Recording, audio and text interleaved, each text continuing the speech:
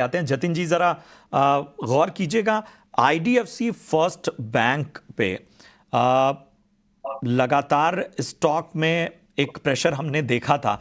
आज भी हालांकि जो एक हमें मोमेंटम नजर आ रहा है उसे बहुत बेहतर नहीं कहा जाएगा, लेकिन इसी को अगर हम एक क्यूब मान के चलें तो आईडीएफसी फर्स्ट बैंक आपको कैसा लग रहा है? क्योंकि लंबे वक्त से स्टॉक की जो परफॉर्मेंस रही है वो उम्मीद के मुताबिक नहीं रही है। इसके साथ ही मैं एक और स्टॉक का जिक्र करूंगा, पेज इंडस्ट्रीज, जरा इस पे भी अपनी राय दीजिए। देखिए, first of all IDFC First bank की बात करूं तो one of the under performing stocks रहा है ये इन दी आईटी पैक। अगर जो मैं तो इसके थोड़े लंबे समय के चार्ट देखूं, यानी कि 2023 से लेके मिड ऑफ 2023 अगस्त सितंबर से अगर जो देखें तो डिक्लाइन जो आया है वो फॉलिंग चैनल में ट्रेड हो रहा है। एक अटेम्प्ट लिया था रिसेंटली, लेकिन वो अपने 200 डे मूविंग एवरेज पे रेजिस्टेंस लेके फिर से नीचे फिसल गया है। तो हमें लगता है कहीं न कहीं स्ट्रक्चर को अगर जो मैं थोड़ा समय देना होगा ये काउंटर को। हमें लगता है कि एक inverted head and shoulders pattern formation में है। हमें लगता है कि थोड़ा समय इसको देना होगा। अगर जो कोई लंबी अवधि के लिए इसमें एंटर करना चाहता है तो डेफ़िनेटली कर सकते हैं। कहीं न कहीं ये जो 1 से डेढ़ साल का जो कंसोलिडेशन फ़ेज़ है, वो जभी भी ब्रेकआउट आएगा तो एक अच्छा खासा मूव आएगा। इमीडिएट कोई अपसाइड नहीं लगती है मुझे। लेकिन अगर जो लंबी अवधि के लिए लेना है तो डेफ़िनेटली चिप इन कर सकते हैं। दूसरा जो आपने स्टॉक कहा वो पेज इंडस्ट्रीज़ है। तो पेज इंडस्ट्रीज़ की अगर जो मैं बात करूँ तो एक शार्प रन-अप के बाद थोड़ा कंसोलिडेशन हो रहा है बिटवीन 38,200 एंड 50,500। तो हमें लगता है कि ये कंसोलिडेशन फ़ेज़ है।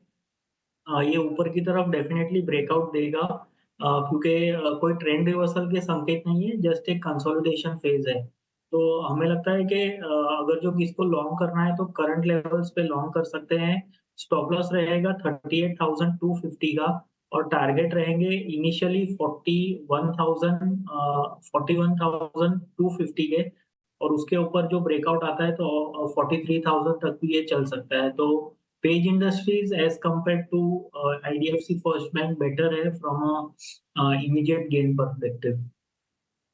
तो ये राय थी पेज इंडस्ट्रीज और आईडीएफसी फर्स्ट बैंक पर। इसके अलावा टेलीकॉम स्टॉक्स पर भी नजर डालते हैं, इन पर्टिकुलर भारतीय हेक्साकॉम, जिसमें करीब 3 से 3.5% की तेजी केवल आज के ट्रेडिंग सेशन में दिखी है। याद रखिए, जब से ही टेलीकॉम प्लेयर्स ने प्राइस हाइक्स अनाउंस किए हैं, पूरा सेक्टर फोकस में रहा है। और आज इन्वेस्टेक की एक रिपोर्ट आई है भारतीय हेक्साकॉम पर, जहां उन्होंने इनिशिएट किया है कवरेज, खरीदारी की राय दी है और 1250 रुपए प्रति शेयर का लक्ष्य दिया है, जिसके चलते इस स्टॉक में करीब 3.5 से 4% की तेजी दिखी है। इसके अलावा भारतीय एयरटेल पर भी उन्होंने होल्ड की राय दी है, 1560 रुपए प्रति शेयर का लक्ष्य रखा है। उनका मानना है कि हाल ही में जो कंपनी ने टैरिफ हाइक्स अनाउंस किए हैं वो अगले कुछ सालों के लिए बरकरार रह सकते हैं और एनुअल बेसिस पर telecom companies price hikes announce कर सकती है और भारतीय हेक्साकॉम एक बड़ा बेनिफिशियरी होगा टेलीकॉम प्राइस हाइक्स का। इसी के चलते स्टॉक में करीब 3.5% से 4% की तेजी दिखी है। कपिल, आपसे पूछना चाहूंगी, भारतीय हेक्साकॉम पर आपकी क्या राय रहेगी? आज के ट्रेडिंग सेशन में जो तेजी दिखी है क्या वो कंटिन्यू हो सकती है? और इसके अलावा भारतीय एयरटेल पर भी अपनी राय दीजिए। जी, बिल्कुल अर्शिया, मीन्स भारतीय हेक्साकॉम का बेसिकली ट्रेडिंग हिस्ट्री काफी लिमिटेड है, लेकिन जो भी ट्रेडिंग हिस्ट्री इसके अवेलेबल उसके बेसिस पे उसने कुछ एक सपोर्ट एंड रेजिस्टेंस फॉर्म किए हुए हैं। तो जो अभी रिसेंट लो बना था 1030 का, तो वो एक सपोर्ट लेवल था और वहां से आज हमें एक बुलिश की साइन देखने मिल रही है कि कुछ प्राइस ऊपर में रिवर्ट कर रहा है। लेकिन सपोर्ट लेवल तभी आपका सटीक होता है, तभी रिलायबल होता है जब वो अपने इमीडिएट रेजिस्टेंस लेवल को ब्रीच करने में सक्षम हो जाए। तो स्टॉक प्राइस ने सपोर्ट लेवल से ऊपर तो टर्न किया हुआ है, लेकिन अभी जो इसकी हम लिटमस टेस्ट कहते हैं कि इसको भी रेजिस्टेंस का पड़ाव क्रॉस करना बाकी है, तो वो मैं देख रहा हूँ कि 1100 के लेवल पे आ रहा है। तो 10 एक रुपया अभी जो रेशन है उसके नीचे है, तो मैं 10 रुपए के लिए मैं काफी जल्दी नहीं करूंगा, मैं थोड़ा सा वेट करूंगा कि वो 1100 के लेवल के ऊपर सस्टेन होता है। अगर 1100 के लेवल के ऊपर सस्टेन होता है तो मैं मान पाऊंगा कि हाँ, यहाँ पे एक्चुअली भी बायर्स में स्ट्रेंथ है रेशन की सप्लाई प्रेशर को एब्सॉर्ब करने की। तो जैसे ही 1100 के लेवल के ऊपर सस्टेन करता है तो मेरा एक बाय का व्यू बनेगा। तो एक कंडीशनल अप्रोच है 1100 के ऊपर, और ये लेवल के ऊपर सस्टेन करते ही नेक्स्ट बेस्ट रेजिस्टेंस लेवल जो मैं देखता हूं तो वो 1160 का लेवल आता है। तो बाय का व्यू 1100 के ऊपर for the upside potential of 1160 का यहाँ पे बैठेगा। और दूसरी बात है भारतीय एयरटेल की। भारतीय एयरटेल का स्टॉक ने जैसे ही न्यूज आई कि रिजल्ट आई थी उस दिन का एक बहुत अच्छा मूव देखने मिला था, लेकिन उसके बाद में स्टॉक थोड़ी सी सुस्ती दिखा रहा है, थोड़ा सा हिबरनेशन पीरियड में तो आ गया है। 1435 का लेवल अभी चल रहा है। हिस्टोरिकली मैं देखता हूं कि इसके जो मूविंग एवरेज है 27 period moving average, 54 moving average, उन्होंने एज ए ट्रेंड नेविगेटर या फिर काफी अच्छा सपोर्ट लेवल का किरदार निभाया हुआ है। तो अभी भी ये स्टॉक मूविंग एवरेज से थोड़ा सा स्लाइटली ऊपर है। मूविंग एवरेज की वैल्यू कुछ 1400 के लेवल पे आती है और जो दूसरी मूविंग एवरेज है वो 1375 के लेवल के यहाँ पे आती है। तो थोड़ा बहुत डिक्लाइन हो जाए 1400 से 1375 की रेंज में स्टॉक आके कुछ पॉजिटिव साइन बताता है तो वहां पे वो एक अच्छा बाय बन पाएगा। जी बिल्कुल, तो ये राय थी टेलीकॉम और टेलीकॉम एंसिलरी स्टॉक्स पर भारती हेक्साकॉम और भारती एयरटेल। इंडिया पर नजर डालते हैं। इस स्टॉक पर भी एक ब्रोकरेज रिपोर्ट आई है जिसके चलते 6 से 7% की तेजी यहाँ पर भी दिखाई दी है। इंट्राडे चार्ट्स पर देखें तो 6 से 7% की करीब 6% की तेजी ऑयल इंडिया पर है। मॉर्गन स्टैनली की रिपोर्ट आई है जहां उन्होंने ओवरवेट की राय बरकरार रखी है और पहले जो टारगेट 497 रुपीस प्रति शेयर था वो बढ़ाकर 693 कर दिया है। उनका मानना है कि गैस प्रोडक्शन कंपनी बढ़ा रही है, करीब करीब डबल कर दिया है कंपनी ने gas production. Profitable fuel refinery के चलते नज़रिया भी काफ़ी पॉजिटिव है। उनका मानना है कि डिविडेंड डिस्ट्रीब्यूशन काफ़ी अच्छा रहा है और अर्निंग्स 2029 तक डबल हो सकते हैं। तो काफ़ी पॉजिटिव रिपोर्ट है जिसके चलते सडनली स्टॉक में करीब 6% की तेज़ी, दिन के निचले स्तर से अच्छी रिकवरी दिखी है। जतिन, आपसे पूछना चाहूँगी क्या राय बनेगी ऑयल इंडिया पर? देखिए, ऑयल इंडिया का डेली चार्ट्स देखूं तो मैं एक ब्रेकआउट है। अच्छा खासा एक कंसोलिडेशन हुआ था और एक शार्प ब्रेकआउट देखने मिल रहा है। तो हमें लगता है ये ब्रेकआउट जो है वो बड़े वॉल्यूम के साथ भी आया था।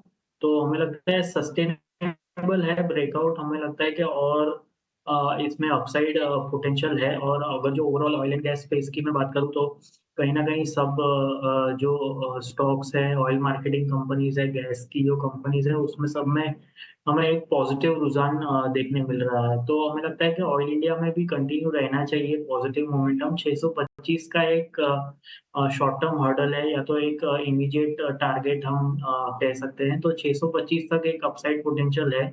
फ्रेश पोज़ीशंस अगर जो किसको लेना है तो 564 का एक स्ट्रिक्ट स्टॉप लॉस की सजेशन दूँगा। टारगेट रहेंगे 625 के।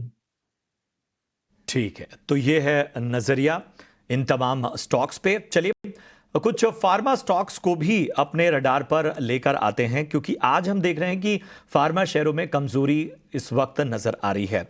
वॉकहार्ट, डीवीज लैब, ग्लेनमार्क का ये शेयर, इन सब पे आज दबाव साफ तौर पर हम देख पा रहे हैं।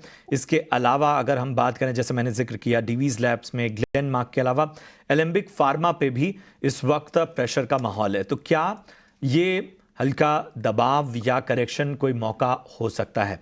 कपिल, ज़रा बताएं ओवरऑल फार्मा जो सेक्टर है उसे किस तरह से देख रहे हैं? ये जो करेक्शन है, ये जो मुनाफा वसूली है, क्या किसी भी स्टॉक में एक मौका बन रही है?